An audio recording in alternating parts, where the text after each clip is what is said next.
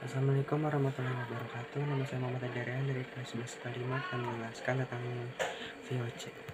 VOC adalah singkatan dari Verenigde Oostindische Compagnie yang berdiri sejak tanggal 20 Maret 1692. VOC adalah kongsi dagang terbesar di Nusantara untuk menyatukan perdagangan rempah-rempah dari wilayah timur dalam memperkokoh sebuah kedudukan Belanda di Indonesia. Latar belakang secara kronologis perdagangan dari bangsa barat datang ke Indonesia dan itikat baik dan mulai membentuk sebuah kongsi dagang seiring berjalannya waktu. Kongsi dagang di Nusantara semakin banyak sampai timbul persaingan antara kongsi dagang satu dengan lainnya. Persaingan tersebut semakin ketat sampai tidak mengenal kongsi sesama bangsa. Hal ini mengakibatkan kerugian terhadap pemerintah Belanda dikarenakan para pedagang Belanda juga saling berseteru. Kebijakan VOC pada saat berkuasa di Indonesia adalah sebagai berikut. 1. VOC mendirikan benteng-benteng bertahan. Dengan adanya benteng pertahanan ini, VOC berhasil melakukan monopol perdagangannya. Kedua, VOC melakukan beberapa kebijakan politik yang berhasil memecah belah persatuan kerajaan di Indonesia. Politik ini disebut dengan politik divide et impera atau lebih dikenal dengan politik adu domba.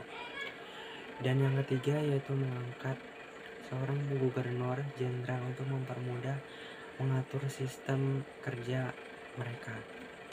Keempat, VOC melakukan kebijakan hak aktivasi. Hak ini merupakan hak yang dimiliki oleh VOC dalam rangka mengatur harga komoditas mereka. Hal ini adalah hak untuk memusnahkan komoditas rempah yang mengalami kelebihan produksi sehingga harga akan tetap stabil. Dan yang kelima yaitu VOC melakukan pelayaran hongi. Secara umum, pengertian pelayaran hongi adalah suatu bentuk pengawasan dari VOC. Maksud dari pelayaran ini adalah agar tidak ada perdagangan rempah yang dilakukan di luar VOC, sehingga VOC menjadi pemain tunggal dalam perdagangan rempah selama mereka menjajah di Indonesia. Demikian penjelasan mengenai kebijakan-kebijakan VOC yang dilakukan di Indonesia. Kebijakan-kebijakan tersebut tentunya hanya menguntungkan di pihak VOC saja. Semua kebijakan tersebut tidak lepas dari adanya hak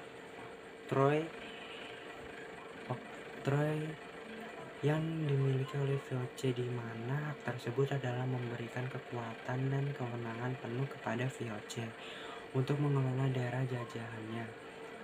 Pengertian dari oktroy: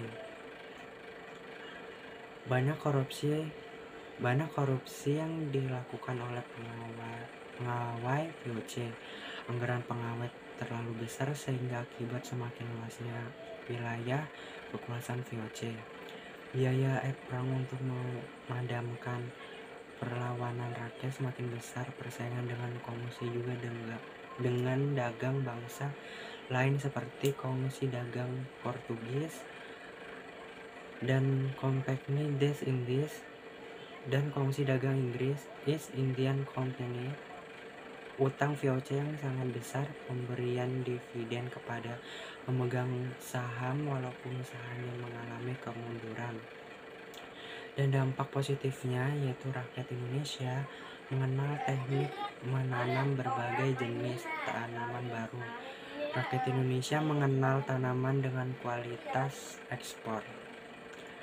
Dan dampak negatifnya yaitu penderitaan fisik dan mental karena bekerja terlalu keras. Pajak yang besar, pertanian lokal khususnya padi mengalami gagal panen, kelaparan, dan kematian di mana-mana.